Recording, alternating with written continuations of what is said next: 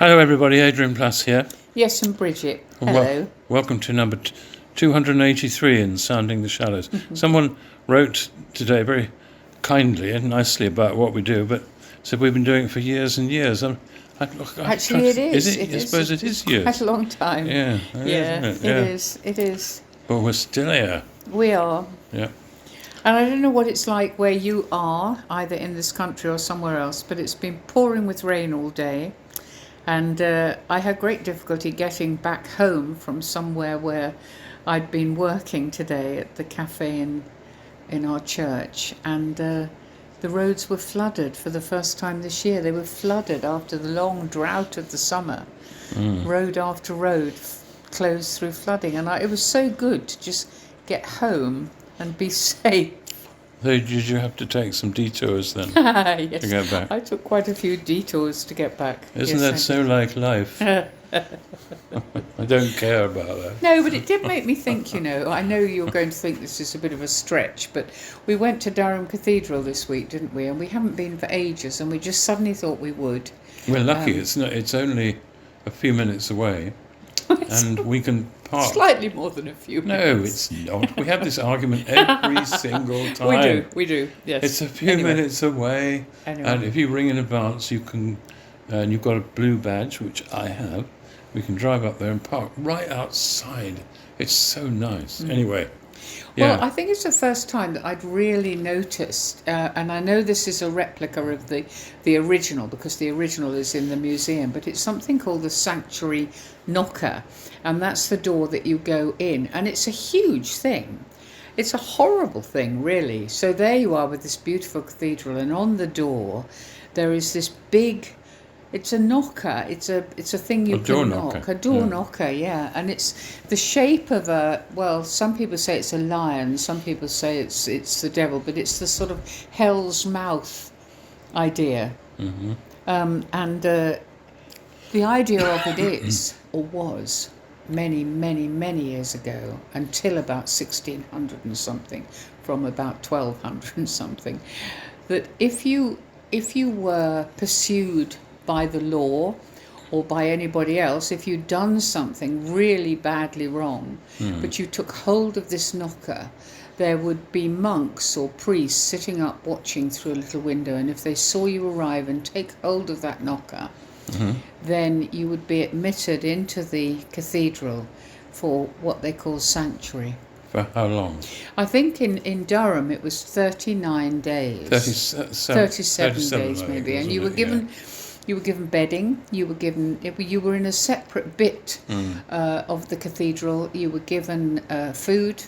You were given somewhere to sleep, and you were given time to think and make a decision. And the decision was that at the end of that time, you will be asked to leave, and you either have to risk the law, if you like, meaning and go going back to through court. the courts. Yeah. I don't think you've been through the courts yet, but going through the courts and taking whatever punishment they decide, or you can be banished from the country altogether. And in that case, you have to walk. In the case of Durham, apparently, the most common place was Hartlepool. You couldn't take an Uber. You couldn't take an Uber, you couldn't take a bus, you couldn't take anything. You couldn't hitchhike. You had to walk, and you would walk to the port where you would find a ship, and you would never come back to the country again. Gosh. But you would be alive. I found that so interesting. Apparently it was abolished in 1600 and something. But what is that? It's quite intriguing, really, isn't it? Well, I've always been intrigued by the concept of sanctuary, because it's like all those other things, like stone... the walls made of stone that have no cement in them, pre-stone walls. Oh, dry stone walls. Yeah, dry stone walls. It's a sort of exception that you don't expect, but it's intriguing, and I love it. I've always loved the idea that if you managed to get in there, you were entitled to be out of danger for a while. Yeah. Yeah. Yeah, and to But think I didn't about never knew the things details and to make of a it. decision, and then it's your decision. So you have that time to take a level of control over your future. I mean, obviously the options aren't great. you either go through the courts, which could have been very nasty, or you're banished from the country, which could be even nastier. But nonetheless, the choice is yours. You are a free person within that. What happened if the port was a very long way away? 'Cause you could only walk, and you had You had so long to get there. That's So right. I many can't days to remember do it. exactly how many days, but yeah, that's pretty. And apparently, one person was sent to Dover, and From even Durham? if they ran, there's no way they could get there in the time. So that was a bit cruel. But if you went by plane today, it would take too long in the end. yeah, well, It's interesting to know, though, the detail of that, isn't it? I I thought wonder it what the was. statistics are. How many people manage to avoid punishment or No idea. get to another country, and what happened when they got there? Yeah. There's all sorts of things. I've no like that. idea. I haven't even begun to look at it, but I think it really did make me. Sanctuary is a very particular word. It's like arriving in a safe harbour for a little while, being moored up somewhere safe for a little while, or. Well, I felt like getting home, having tried all these roads that were flooded, and finally trundling in front of our house in the car. That felt quite safe. And I don't only have 37 days before I have to make a decision. Well, I think home does feel like a sanctuary for us quite often, doesn't it? We've been away a lot recently, and coming back is a great pleasure, actually, coming through that. But I was thinking of other things. I mean, I know when we were part of the Scargill community and living at Scargill, we realised that for a lot of people, just taking a few days to come and feel safe somewhere, with the shutting the doors to the world outside, to the bombardment of the news and the bombardment of things that are going on in your life. But then, of course, most of it happens in our heads anyway, doesn't it? If you don't feel safe in your head. Yeah. It's interesting. The whole concept of safety and sanctuary really interests me, and I know I'm become a bit of a fanatic about John the Baptist. But sure, I'll meet him in heaven, and he'll say, "Oh no, is that man who kept It's a blast. talking about me?" But John the Baptist, He'll say to you, can I just point out to you, Adrian? No, he might not. you say, "I did a lot of things other than things you talked about." Yes, that's right. But anyway, what I was thinking about him was that we all know this, or most people know the story, that he's in prison. Herod's put him in prison. Herod is fascinated by him and would probably have kept him alive for ages because he liked talking to him, I gather. But John, in the darkness and in the misery of this, loses it and is saying to himself, despite everything that had happened, the stuff he'd done with Jesus on the spot, despite what he knew, despite what the Holy Spirit said to him, everything, suddenly it had all gone. And when his disciples came to him while he was in prison, he said, "Can you go and ask him if he really is the one?" Because suddenly a lifetime of work must have looked as though it was disappearing. Everything he'd been, and I know people like this, and we've been them sometimes, where you look back and you think, "Hold on a minute, we've given ourselves totally to this." And John the Baptist would have thought, I've just used everything I am. I don't have anything else.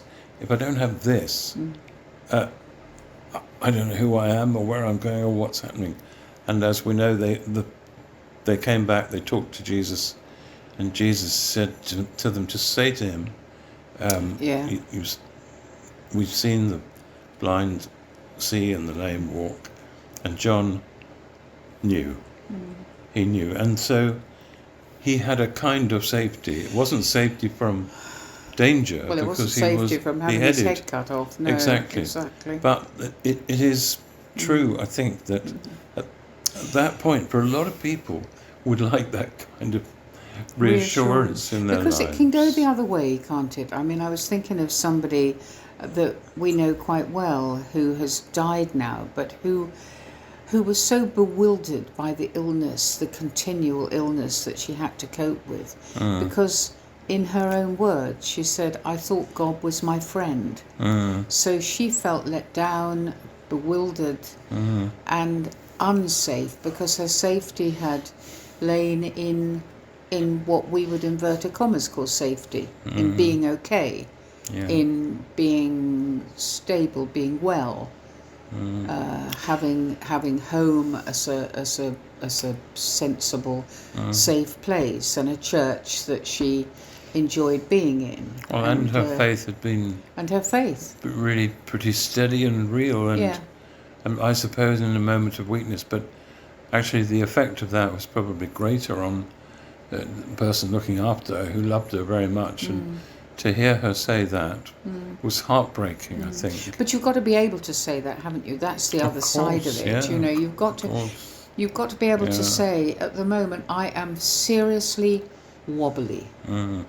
I don't feel safe. I don't feel okay, and everything's wobbling all around me, and I would love to be able to knock on a knocker, or to hold it, and be taken in, and be told you are completely safe for a little while. And I mean, we know people for whom those moments are there. I mean, one of your great passions is Elijah, isn't it? Yeah, that's right. Yeah, Elijah, yes, you're quite right. Elijah reached a point where, to quote him, he said, "I've had enough," and just sat under a tree and, I suppose, waited for whatever was going to happen. And eventually, he was rather like the people who got sanctuary in the cathedral. He was given water and something to eat by some person, or I don't know, we don't really know who it was, and that was in preparation for the next step of the work he was doing. And that's another interesting passage of this, certainly for Christians, that there's an odd tension between the love that looks after you, the love that wants you, the love that pursues you, and the requirement of you to be a follower, and to shed garments, metaphorical garments of personality and achievement that are not relevant to that following. And those two things, if you don't have the love, you won't have the will. There's no doubt about that. And I think people in the past, these dreadful hellfire, so many things, with the threat. Having said that, I mean, I was talking to someone about that today and saying, we know somebody who was so nerve-wracked by hearing that plain gospel preach thing, about hell and heaven, that he became a Christian, and he thought, I have a family and I've got to look after them, and so I'm going to make sure. In fact, fortunately, he did go through that and then come to another place where it was a little more pleasant. But yeah, I also thought of Bonhoeffer. You remember that thing he said about the great German theologian who said, if you're on the wrong train, it's no good running backwards down the central aisle to try and get away from where you should be. If you're on the wrong train, you need to get off. That's true, John the Baptist, and safety can lie in knowing you're where you should be. I've felt that. But you're not on the wrong train. Yeah, you're not on the wrong train. It may not be much fun where you are. And that, of course, again, rather like we were talking about with the sanctuary thing, gives you the right to make your own choice. Now, I mean, I have to say, it's not much of a choice they had, really, but it was nonetheless a choice they would not normally have been allowed to have. 37 days in the case of Durham, in which to think about what they've done, to think about what they want out of some not very good options. In the case of Bonhoeffer's train, not easy to get off a train, even if you know that it's wrong. It's hard. It means it's like a banishment, like not being able to come back into the country. You know, maybe it's been a church that's nurtured you and that you felt part of, but increasingly you feel either that they've gone wrong or that you need to not be there. But getting off, It's very difficult. It's very difficult. And again, we know somebody who, as a young man, was rescued by a particular organisation. In this case, actually a Christian organisation, or, well, anyway, there were a lot of things wrong with it. But the things they did for him did actually rescue him from a life that was going really badly. But then he had to make choices. That's right. He suddenly thought, well, I don't actually know now, looking back, I've got to somehow separate the people or the organisation that helped me and the power behind that organisation. The in his case, because he's a Christian, the person of Christ who helps him. And after that, you no longer. You begin to see that it wasn't the institution that did it, but that's a big choice sometimes, very painful one, really, really difficult sometimes. Yeah. But we have met many heroes over the years, haven't we? Of people who have made really tough decisions, and sometimes the tough decision is to live within it, isn't it? I mean, we have a wonderful friend who we've had for many years who's so poorly and can't be relieved from the pain or the fear or the worry about what's going to happen, but has got something within her that will keep her safe. Actually, it may flicker a bit, but she does. She's always loving. She does, and she has a force within her that is always revivable. But at the moment, she is in a very dark place indeed, and we don't know where. Coming right back to the sanctuary thing, you know, I mean, I know that one of our problems within the church has been that very often there are all sorts of people within the church who maybe have just found refuge there and been accepted. And that can cause problems. But it's still surely our responsibility as church, in inverted commas, whether it's our home, whether it's our individual selves, to welcome people in, to say, well, never mind what you've done, never mind anything really. Just for now, we will welcome you. Is that right, though? I mean, obviously there are dangers within that, but then there would have been dangers within the cathedral or any of the places that offered sanctuary, because somebody is coming in and they haven't been changed, they haven't changed themselves, they may have all sorts of major problems. The problem with all of that, of course, is that in my experience, I think in our experience, there is no one decision about how to live your life that invariably stays the same. There is always an exception. There's always a moment when you say, now hold on a minute, what we've decided to be or do is great, but here's something where we have to be different. And sometimes that means actually resisting somebody possibly, or taking somebody in who perhaps you think it may not be a great idea for everybody, but we are committed. So I'm happy to have reached that point, to be honest. I think it's so much better. Yeah, it comes back to your warm, willing and wary thing, really, I suppose. But on the other hand, I think job one is to open the door if somebody knocks on your particular area of your life and think, well, at least I need to think about this. At least I need to open the possibility of the door. There was a time, wasn't there, when we became a sort of mobile sanctuary for one person.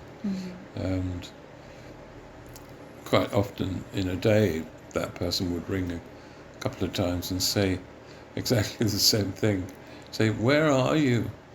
And we know lots of people who struggle with faith and with the consistency they would love to find in faith, and really perhaps don't always express it, but really would want to say to God, where are you? Well, like with a that child. particular person, I remember we often said, we're holding you on a string. So even though we weren't there because we were travelling around a lot, that idea of holding them, is that a sort of sanctuary, a sort of safety that people can... Yeah, I mean, we meant it. I mean, it wasn't a... I don't know. I'd be so interested to know what other people think, because I keep coming back to that idea of somebody running away, running towards the church. Not running away from the church because they think they'll be condemned, but running towards it because of the feeling if they can get their hand on that knocker, they will be taken in, and for a little while at least, they will be held and allowed to be and be looked after while they make a decision or while they look at their future. Well, I hope people do think about this thing, about John the Baptist thing, about looking back at your life. And I've had a couple of conversations this week with people saying, I'm not sure.